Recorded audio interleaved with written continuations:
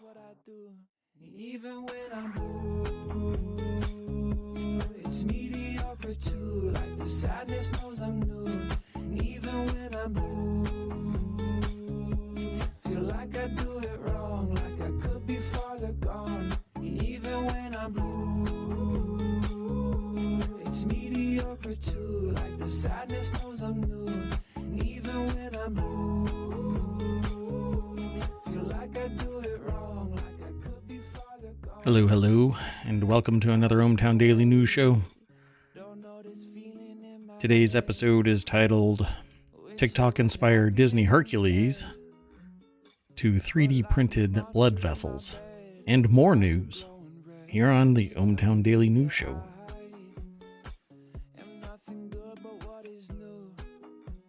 Hello, I am Mayor Watt. This is the ohmTown Daily News Show. That is ohmTown over there. I actually don't have some of my lights on. I know, this is kind of weird. I feel half powered. Let me activate. There we go. Much better. See, all that power going into the brain there. It's what powers Mayor Watt. Let's get into today's news. I'm not going to mince words. I'm not going to beat around the bush. A patient files a class action suit against Advocate Aurora Health following data breach. And my bot just threw in some news that we're live streaming. Something that I don't do anymore is post each one of the articles. Instead, I encourage you to go over to Showbot, which if you hit ! Showbot, I should put a note on the screen so that people can do that. You can head over to ohmtown.showbot.tv and see all of the articles prior to the actual show. And my soapboxing and my adding to the context of whatever news I'm actually viewing. I hope to hear from you. Hope to see you here in chat, talking with me. If you have questions or comments about past shows or the potential for a future show, let me know. But this article is over at medcitynews.com. Amanda James is the author of it. A patient is alleging that the patient portal he used to communicate with his doctors at Advocate Aurora and to schedule appointments used a pixelated code that also enabled logging in via Facebook and then shared data with Facebook. Color me not surprised. Beacon actually existed for a while with Facebook. I'm not even sure what the status of it is anymore. I stopped really focusing on Facebook security related matters right around the time that time and time again there's either exfiltration of data or some other within the walled garden use of personal information, and we all sign our terms of use rights away. We just basically say, here, go ahead, do what you want to with my data. I, on the other hand, when I witnessed the reveal of a psychology experiment with 700,000 users of Facebook to see what their emotional contagion would end up resulting in online only. These people weren't monitored offline, so you don't know really if they gave out hugs or if they punched somebody in the face. Well, negative news from that study provoked negative responses, and positive news provoked positive responses. So I'm sure some analyst is sitting there flexing that, hey, look, we have a net wash because half of them were negative and half of them were positive. So in general, we got it a wash. Well, anyway, this is just another thing. This is unsurprising because I have witnessed where I have clicked on something that has connected me to Facebook by proxy, not even an actual login, but it was like this. Where I clicked on something, it connected me to a site to log in via Facebook, and it wasn't the Facebook site. Now I can't even remember because it's so long ago.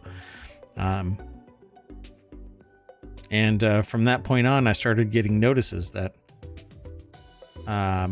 hey, your pages, the ones that you used to actually control, here's some updates regarding them. But when I went dormant for 4 years, I stopped getting them because they knew that it was stale data. Well, now they know that it's not stale data anymore.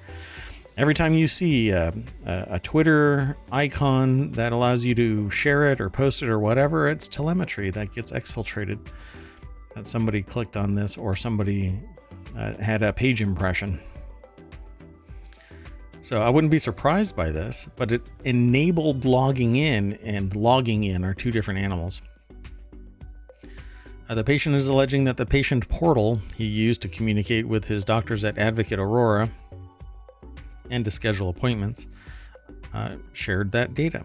So the quote here is, whenever a patient uses Advocate's website and applications, including its LiveWell or LiveWell portal, Advocate and Facebook intercept contemporaneously, cause a transmission of, and use personally identifiable patient information and PHI without patient's knowledge, consent, or authorization. Well, the scope of that is it's going to be challenging. Alistair Stewart said in his complaint filed in Northern Illinois District Court last week. The case comes shortly after Advocate Aurora, based in Wisconsin and Illinois, issued a statement on October 21st on its website stating that the data breach had occurred. To remedy the breach, the hospital system had disabled the quote-unquote Pixel system. The healthcare system also said it launched an internal investigation to understand what patient information was leaked. That'll be an interesting to watch if you are interested in anything having to do with cybersecurity. Another quote in this is, at all relevant times, Advocate and Facebook knew that the Meta Pixel intercepted and disclosed. So if you're ever doubting that this is actually just Facebook, Meta is Facebook. Facebook is just an asset in the Meta toolbox, but it really is formed from Facebook entirely, because it used to be called the Facebook Pixel. Anyway, Meta Pixel now intercepted and disclosed personally identifiable information. This was evidenced from, among other things, the functionality of the Pixel, including that it enabled Advocate's LiveWell portal to show targeted advertising to its digital subscribers based on the products those digital subscribers had previously viewed on the website, including certain medical tests or procedures for which Advocate received financial remuneration. I'll be paying attention to this. The data breach could have affected 3 million patients, according to the Health and Human Services list of cases under investigation. But this isn't really a data breach. This is data exfiltration, but it's not a breach. It's not a security lapse, not if it's doing as intended and those who deployed it were ignorant of the intent. This suit may be barking up the wrong tree. If somewhere along the line, when they signed up for the service, they said personally identifiable health information could be distributed to vendors, I guess we will see. I'm going to watch this. This is something that I'll have to flag and keep on monitoring. Much like a Pixel. The next article is over on the Continuity Report. 25 most popular TV shows right now. Top series everyone is watching. That's according to Rotten Tomatoes. They've got a bunch of information over here. I don't know if there is an author. The only name I see is Alex Vo, but I don't think that's the author of this article. But at any rate, number one is Guillermo del Toro's Cabinet of Curiosities Season 1. I hear that this is actually spectacular. I didn't get a chance to watch it, but I am going to watch it this weekend, maybe tomorrow night. It really depends on how busy we are here in ohmTown. We're doing construction, and I have to purge close to 400, actually now over 400,000 topics from our development environment. Guillermo del Toro's Cabinet of Curiosities, from what I hear, has been getting rave reviews. People really dig it. It's got a 92% Rotten Tomatoes right now. The Peripheral Season 1 is another one that I'm watching. I think that it's great. It is cyberpunkish, kind of. It's quite interesting because when you think of cyberpunk, you think kind of Cyberpunk 2077. But William Gibson's writing doesn't necessarily, depending on how you read it and how explicit the particular paragraph is, it doesn't really stick you in a big city. And the Peripheral, really, it's out in the country. It's quite fascinating, but high tech. And when you're first watching it, you don't really suspect this is where it's going. It's actually an audiobook as well on Audible, The Peripheral. Season 1 on Prime is a take off of the book. So if you want to spoil the entire series, go listen to the book or read the book. The Watcher Season 1 is number 3. That is something that apparently is getting a big push. I mean, there's a lot of people that are watching it, and I'm hearing about it. There's a lot of birds are tweeting about it, but I have yet to watch anything having to do with The Watcher, but it's in Season 1. I'm really not into anything George R. R. Martin anymore. Game of Thrones burnt me out. And the books are just, I don't know, pretty much the same. I'm sure that the writing is better and all of that kind of stuff, but I don't really care. Lord of the Rings of Power Season 1. That's the next one that people are reading. And I've never heard of From Scratch Limited, which is a limited series. By Turns, a Buoyant and Wistful Romance. From Scratch is an emotionally resonant miniseries that benefits from its Italian scenery and Zoe Saldana's considerable dramatic chops. I might have to watch that. Andor Season 1. Star Wars Tales of the Jedi. She-Hulk. The Sinner.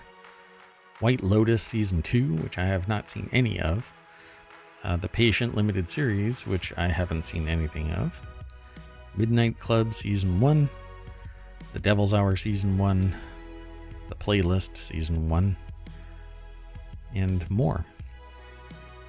There's, I guess, a thing called 28 Days Haunted Season 1. A lot of this stuff might actually be coming off of the October spooktacular kind of a thing. Interview with the Vampire Season 1 as well. Not sure how I'll like this. I am a fan of Anne Rice's world building for Interview with a Vampire and the Vampire Lestat and others, but not so much movies that I have seen haven't really hit it out of the park for me. Although Interview with a Vampire, I think I could probably watch it again. It might change my perspective. At any rate, there's a whole bunch more, about 15 more. Maybe, actually, strike that. There's about 10 more that you can go and check out over at Rotten Tomatoes. Follow the link that's over in ohmTown. And to get to that link, again, just type in ohmtown.showbot.tv, and it will provide you a list of URLs that you can vote for. When you click on them, it'll actually tick a vote. So go check it out, please. Consider it important to mayoral activities here in ohmTown. The next article is Disney's live-action Hercules will be more experimental and inspired by TikTok, says producer Joe Russo. I never thought that I would hear the phrase, Disney's live-action Hercules will be more experimental and inspired by TikTok. In this week's cover story for Variety, filmmakers Joe and Anthony Russo are clear that their dedication to their own independent studio, AGBO, means the directors of Avengers Endgame I don't expect to make another movie with Marvel Studios anytime soon. Interesting. Adam B. Very over at Variety.com wrote this article. And it says here, at least they won't do anything with Marvel until the end of the decade. So it's 2022 now. I guess they're going to be putting in some effort elsewhere. So good luck to them. Starting out with a live action Hercules spun from inspiration of TikTok. Seems to be, I don't know. I guess this is going to be an art film for sure. Quote, we have an amazing relationship with them that we've built over the decade. I think we have a point of view on how they can stretch the limits of their IP moving forward rather than playing IP management, says Joe Russo. Yeah, the Russos have, however, already returned to Marvel's parent company, Disney. Through HBO, they're producing the live-action adaptation of Disney's 1997 animated feature Hercules with Guy Ritchie. Interesting. So, along with Hercules, HBO is also collaborating with some of the biggest streaming platforms in the industry. For Netflix, they developed or are developing a sequel and prequel to The Gray Man and directing a sci-fi adventure, The Electric State, with Millie Bobby Brown and Chris Pratt. And, well, anywhere Chris Pratt goes, pretty much everybody's going to go. And Millie Bobby Brown is going to be commanding people to watch as well. And for Amazon Prime Video, they're producing the wildly ambitious spy thriller Citadel with Priyanka Chopra Jonas and Richard Madden, and a reboot of Butch and Sundance as an event series to Amazon with Regé-Jean Page and Glenn Powell attached as titular outlaws. I love that. It seems like every article that I read about characters has titular in it. Let's do the next article over in Marvel. I do have a plan, a completely different plan for Marvel. I don't know. Really not ready to announce it yet, but I keep teasing. Stocks drop as Fed leaves investors uncertain about rates. Not sure if you've been paying attention, but the Fed raised rates 0.75. The Fed chair said the central bank still has a way to go before it will be finished raising interest rates, and that it may go higher than previously anticipated. I expected a 0.25 to 0.5. They blew my shoes off by making it a 0.75 rate increase. This, by the way, does nothing really to help anybody out. It's supposed to put the brakes on the economy. One of those metrics is the number of outstanding jobs. We'll get to that. Remember that. Jerome H. Powell, the Federal Reserve Chair, said the central bank still has a way to go before it's done raising interest rates, and the rates may go higher than blah, blah, blah. So stocks seesawed on Wednesday, but eventually ended the day lower after Jerome H. Powell, the Federal Reserve Chair, dashed investors' hopes that an end to the central bank's rate increases may be soon over. Here's the problem, though, that this is about investors, not everyday people, not you and me, not the people who are the machinery making things go. You know, that's Star Trek. I make things go. Well, you know what? I'm going to be jumping the gun if I talk about this now, but keep in mind, investors. This is the metric, right? Investors are flinching. Okay? There's a bunch of money in the system. Investors are flinching. Investors invest. That money gets doled out. The brakes are the interest rate, because the money gets put into a bank, or it gets put into investments that get put into a bank, and the money gets loaned out, and that banking loan rate starts at whatever the Fed says the floor is. It's the interbank loan rate. So guess what?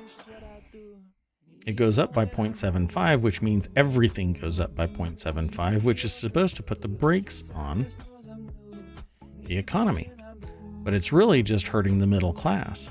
The S&P 500 rallied soon after the statement was released, climbing into positive territory, but the rebound quickly became unstuck when Mr. Powell began his public comments as he reiterated that the central bank still has a ways to go. Well, did people think that it was going to go up 1.25? A full percentage and a quarter? Because they rallied. They rallied after it was going to go up 0.75. So the 2-year Treasury yield, which is sensitive to changes in Fed policy, ended 0.06 percentage points higher at 4.59. But this isn't really what everybody should be really worried about, okay? Because this is investors investing against investors, making money or shorting it, but regular Joes are just putting their money into 401ks and other simpler and simpler instruments. They're not doing these almost magical machinations to create wealth from nothing more than investing some cash and then moving stuff around from left to right until you make X amount of money in a day trading system or mechanism or process. You know, believe me, and I've been there.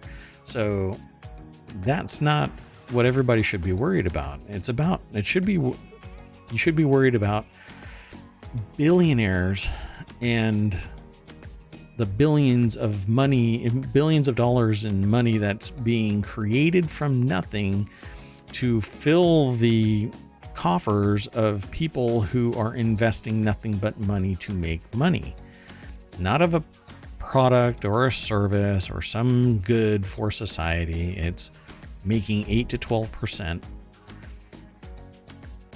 and they're making money on their money, right?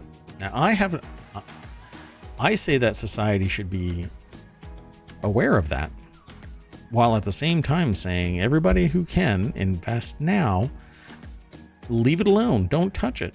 It will go up 10%. It'll go down 10%, but it'll beat all of the normal machinations. Why? Because you don't have full information. You as an investor don't have anything more than riding the coattails of the people who are closer to the information that have already made their moves and massive profits. And you are just sliding in, riding the coattails, being dragged along until it just goes flat. And then you're pulling your money out and putting it somewhere else. Oh, it's not going to go up anymore. I better move. Well, it's already moved. You can see that when you look at stocks and go, oh, I guess I should have moved earlier. It's because other people get this information before you. And politically connected and financially connected nepotistic processes are definitely at play. Without a doubt. Absolutely without a doubt. Well, when the stocks slide, it looks like negative 500 points for the Dow Jones, negative 100 for S&P. That's just today. We'll see what aftermarket has to show. And tomorrow, when I go through this again, NASDAQ is down 366. That's 3.36%. And let's see what Bitcoin ended up doing. Did it eat itself? Yeah, it dropped $351 today. It hovers around 20,000. Like I've said in other episodes, I don't think it's gonna see $25,000 in a decade. I'd say we'll see. We'll always see. That one's like a long-term thing, and you never know what really happens. But I don't think anything's going to happen with Bitcoin anytime soon. I think it's met its peak, and irrational exuberance has relegated itself back down to 20,000. And gas prices have gone up $1. But diesel's still sitting at $5.31, nearly $2 higher than a year ago. And all it's done is sit there. Okay, so the next article, let's keep on trucking through the news. Researchers turn age-old molding technique to 3D print cell-laden vascular models. Now, this is the other half of the article. Of the headline for today's episode. This is over at phys.org, one of my main sources for science-based news. Singapore University of Technology and Design. Cardiovascular diseases remain to be one of the leading causes of mortality around the world. There is an urgent need for improved vascular models anatomically and biologically to advance our understanding of disease progression, such understanding can lead to the development of new therapeutic interventions. While scientists conventionally rely heavily on animal models to help shed light on the pathophysiology of CVDs and drug development, they're limited by their ability to predict toxicity in humans. So, quote, given the differences in the underlying molecular, cellular, and physiological mechanisms between animals and humans, animal models do not necessarily provide us with an accurate understanding of human physiology, explained Associate Professor Yi-Chin To, corresponding author from Queensland University of Technology. And so they created 3D models and then 3D bioprinted living human cells mixed with bio inks and deposited in a specific manner to recapitulate the microenvironment of native organs. However, fabricating the intricacies found in organs using current bioprinting methods is still challenging due to technology limitations. Essentially, we don't have the ability to adequately and at a clone-like level replicate vascular structure. Not entirely. Because of these existing limitations in 3D bioprinting, they decided to deviate from relying on 3D printing to fabricate the vascular constructs. So the team developed a fabrication technique inspired by the age-old molding method. 3D printing was used to fabricate the molds for the vascular networks.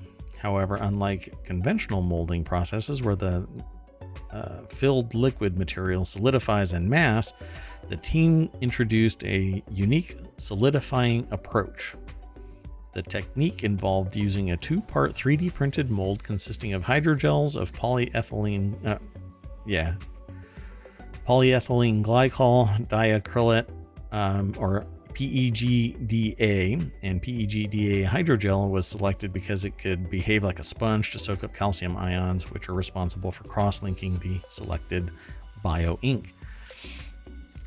So they use this unique method to create pretty much anything, because all it had to do was get 3D printed out, and then they built this bio ink, poured it in, and it does solidify. Using the technique, the researchers successfully engineered freestanding, branching, multi-layered, and perfusible vascular networks. Quote, importantly, we were able to mix other bioactive materials into the bio ink to make the microenvironment more suitable for human vascular cells. Pretty cool. So maybe we're going to get a little bit closer to actually creating directly aligned vascular frameworks that we would be able to replace without excising them from one place and putting them somewhere else. We can actually 3D print human compatible vascular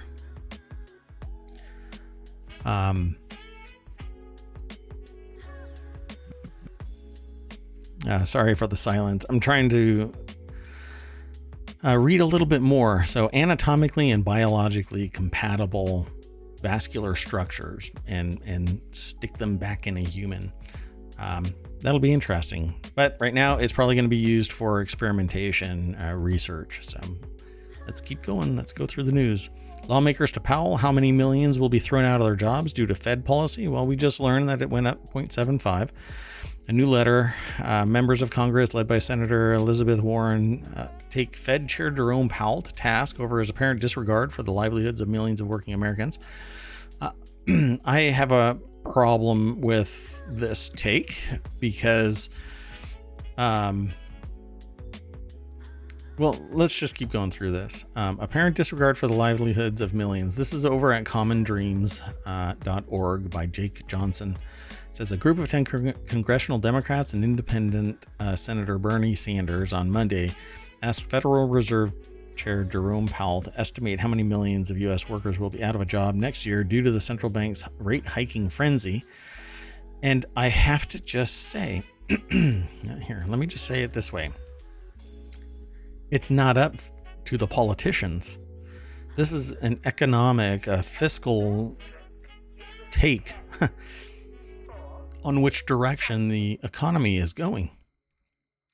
And the Fed is a quasi-government agency that is not supposed to be influenced by politics. But it can be influenced by, well, I should say the economy can be influenced by the population. Why do I say it like that? Well, there are 10.7 million job openings right now. That was the job report earlier this week. I talked about it. In fact, there's a title that's based on it if you look back at the archive. Well, what is the average salary of this? And look at the profit margins of the companies. Look at how much the average salary is putting on the table for these people. There's 10.7 million jobs open, and it went up 400,000 jobs. If this policy and this rate increase is directly correlated to that jobs report, if a number of free jobs would have gone down, then it wouldn't be 0.75. Almost guaranteed.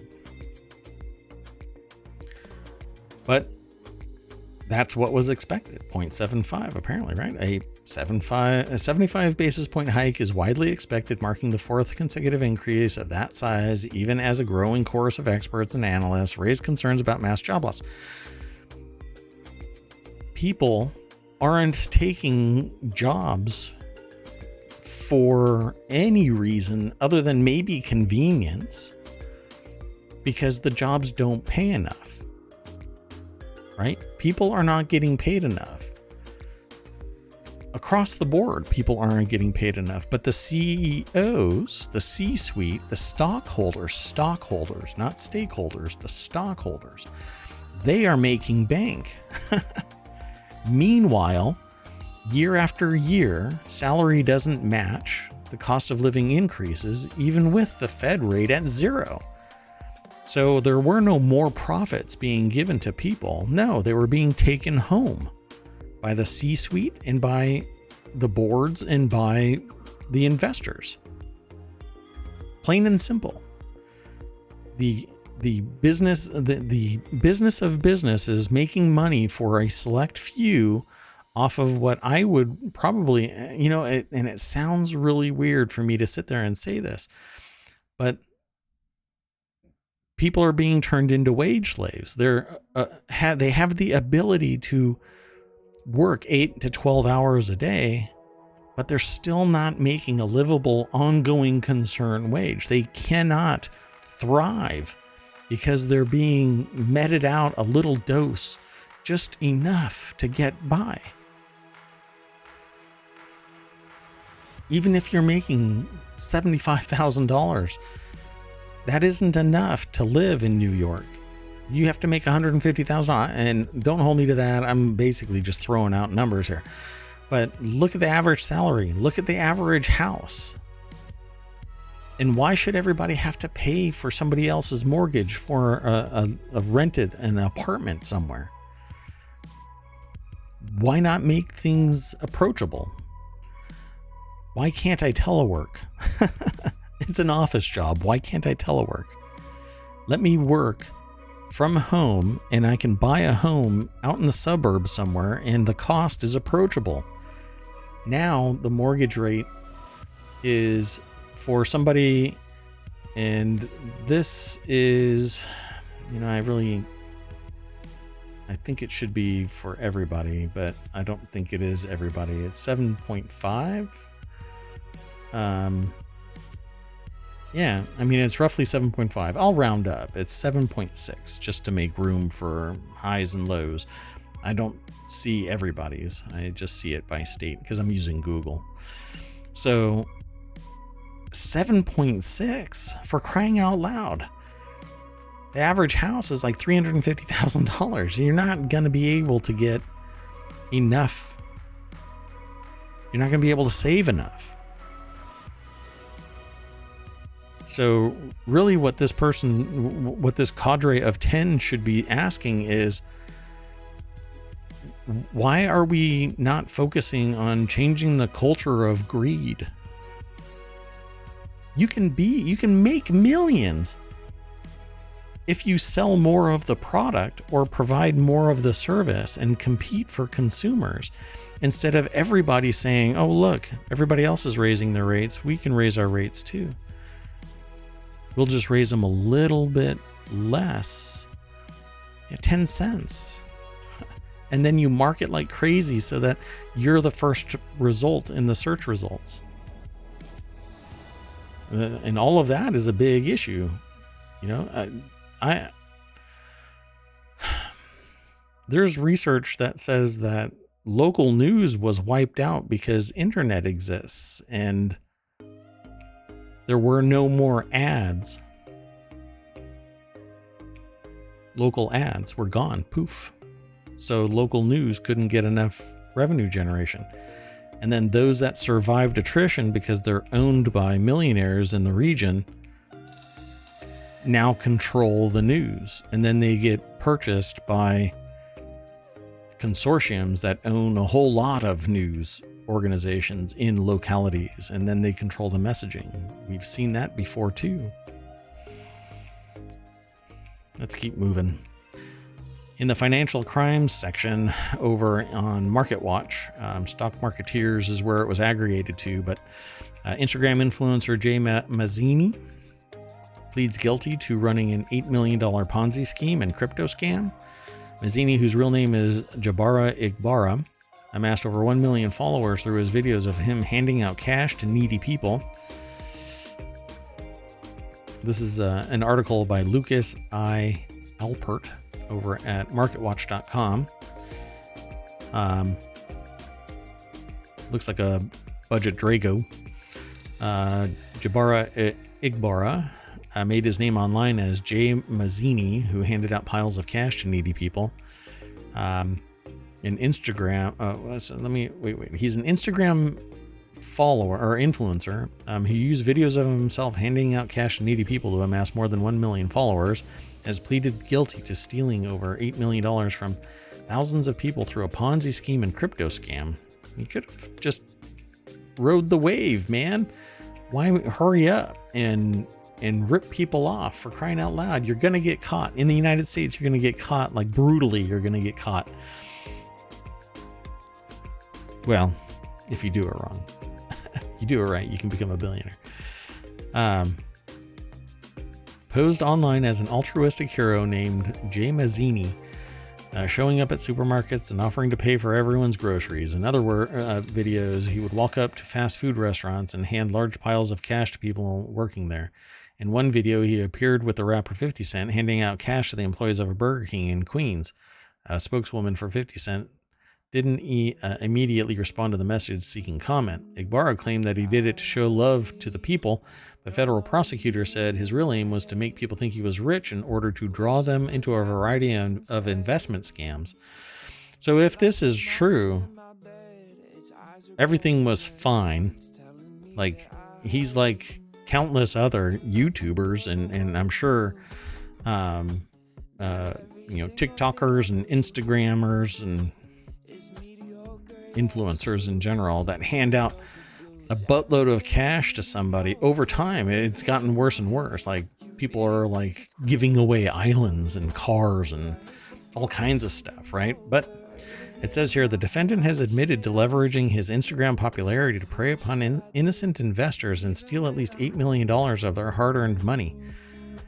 Igbara faces up to 20 years. So I'm not sure what the context of this is. It says here that he sees the error of his ways and realizes how idiotic he was and wants to move on with his life and make his victims whole, says Lichtman, who is the attorney for Igbara. He would promise investors high rates of return in short period of time, but instead used the money to pay for his own expenses and gambling habit. Well, that's where it went full dipshit. To further entice people to invest with him, Igbara claimed that he was worth $33 million. Well, he might have been, but it was prospective value, or prospective net worth. In March, Igbara was sentenced to 5 years in state prison in New Jersey for kidnapping a rival who had threatened to expose him, beating him unconscious, and threatening to kill him with a machete. This guy was still walking around somewhere? Yeah. Prosecutor said Igbara would send his victims doctored images of wire transfer confirmations to show he had paid them for their crypto when he had not, stealing their money instead. Yeah, so this guy's just a straight up thief. Okay, so the next article is in the Band of Bezel channel, introducing the wickedly cool Code 41 Mechascape Sublimation 1. Is a pocket watch and desk clock in one. This is a pretty neat gadget. I saw this elsewhere, and then because I know that I get this through Monochrome, I had to hunt it down. I knew though that it was there. Robin Nui of the monochrome-watches.com site put this together. A skeletonized time device you can carry along in your pocket or pop up on your desk during work. I love skeletonized timekeeping devices. I will go out of my way for them just to see them. I can't afford them. They're thousands upon thousands of dollars sometimes. And this is no slouch in that regard. So normally we can classify something as a wristwatch or pocket watch or a clock, but in some instances, an object can transcend these labels and morph into something more than a single class thing. That is from the article. Monochrome always has these great pictures. This, to me, looks really close to a computer graphic. So that one looks like a computer graphic. That one looks like a computer. I mean, it doesn't look like it's a render. It looks like a render, and that really kind of bothers me. But this thing is the skeletonized, kind of like the size of a deck of cards, like maybe a half a deck of cards. Because I can't really make out the full thickness of this thing, but it stands up in its own little stand and it's riveted together, and it shows a piece of the element of the clockworks on the back, but is completely exposed on the front so that you can see the time. And it's skeletonized, so you can see the watchworks inside. It's quite amazing. I want one, but Code 41 Mechascape Sublimation 1 is launched today and retails for $9,360 US, and it comes in a protective leather sleeve. That's great. You don't have to pay extra like with Apple, which can hold a credit card or a business card, and of course a stand to put it on your desk or side table at home. Can you imagine you like whip that thing out and you set it next to you in the cab or Uber or wherever, and then poof, you forget it? Yeah, you probably have a private driver if you've got a $10,000 rectangular watch. Go and check it out. It's over at monochrome-watches.com. Got two more articles. This next one is shipping giant Maersk warns of looming global recession. Royal Mail staff plan Black Friday strike. This is Business Live over at The Guardian. I probably won't be able to go into much detail about this, but a Danish shipping giant Maersk, widely seen as a barometer for global trade, cut its forecasts for container demand this year and predicted that the global economy would enter recession If you've been paying attention to me for the last year, you've been hopefully following what I said and preparing for this. We are going to enter a recession. And I would say that it's going to happen within the first quarter of 2023, kind of slamming the door shut as the Christmas bump does not arrive. It may or may not, but I don't think that it will.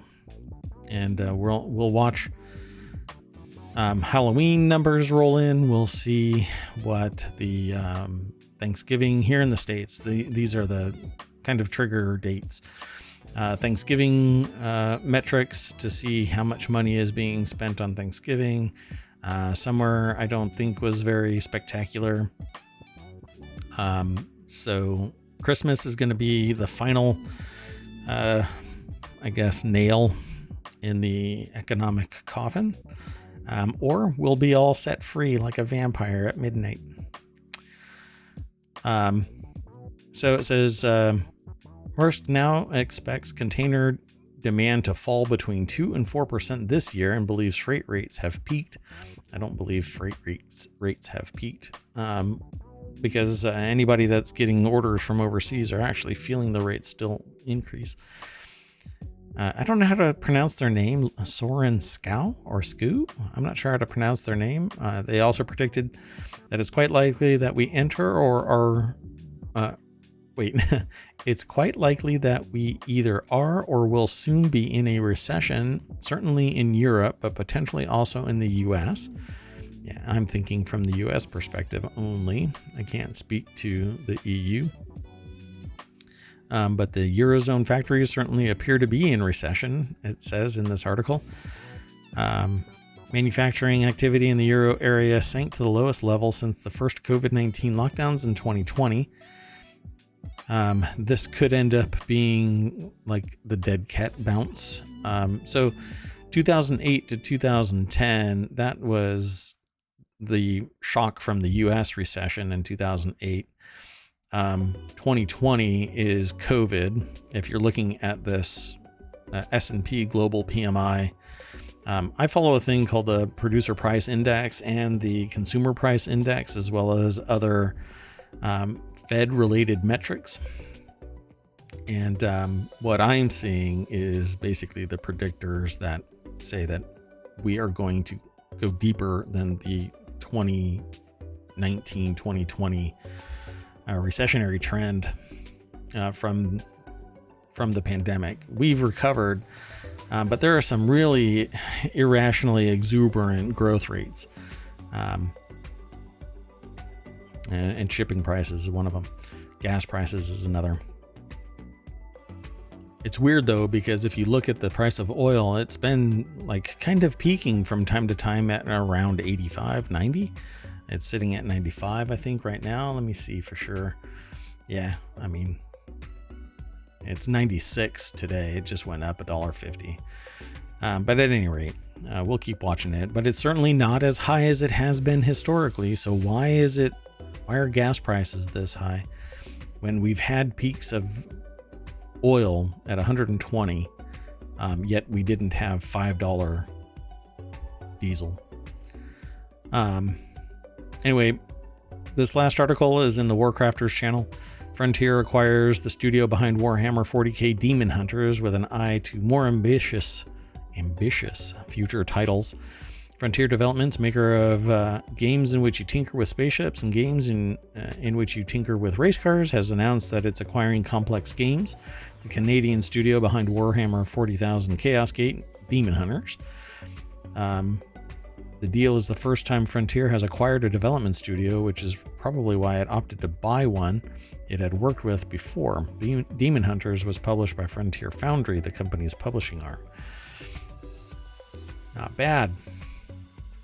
It means that a lot of the employees of the other studio now know that they're getting a more steady paycheck, possibly, unless they have some real demonic management that will cut the bottom 10% as they perceive it. Joshua Wolins over at PCGamer.com is the author of this, and has this great little byline there that says, "You make space games, I make space games.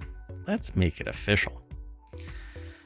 So, like two peas in a pod, they are now making space games together. Complex Games currently consists of a 20-person team, and the acquisition by Frontier is meant to enable the company to, quote unquote, develop more ambitious future titles. So this is pretty cool. I like these little machinations. Sometimes they work out, and it can save jobs, and it can brew something that is constructive and customer centric, something bigger, better, badder, more awesome than if they could have done it individually and at a more reasonable cost. So everybody gets better. Hopefully, right? People get profit from their work in acquisition like this. But sometimes it removes competition. These were actually working together to produce and distribute games. But now, where I draw the line, where I have a problem, is where a competitor outright buys another competitor, and then people start losing their jobs, and you don't get as good a benefit. Now, when game development, odds on you're going to get a better product. When you're a mega corporation and they're just scooping up companies and they're buying competitors, not compatriots, but competitors, guess what? You get less. And that's demonstrable. You can look anywhere. Anyway, that is it for today here at ohmTown Daily News Show for November 2nd, right? Yeah, it's November 2nd, 2022. We're 306 episodes into the year. Not bad. Not bad, Mayor Watt. And thanks for coming if you're in my chat. Hopefully you're downloading the podcast, you're checking out the YouTube channel. I don't get subscribers over at the YouTube channel. Feel free to go over there and follow me there. That would be great. I'd love to see numbers increase there. I see things. I know what people are searching for. I know that people are watching some videos, but for crying out loud, there isn't that much. It's really hard to get discovered over on YouTube, and I'm not a train wreck. So, well, personally, I might be. Anyway, thank you very much for coming. I will see you tomorrow, 6 p.m. No, there's no intro, but there might be exit music. But either way, I'll see you tomorrow. Bye-bye.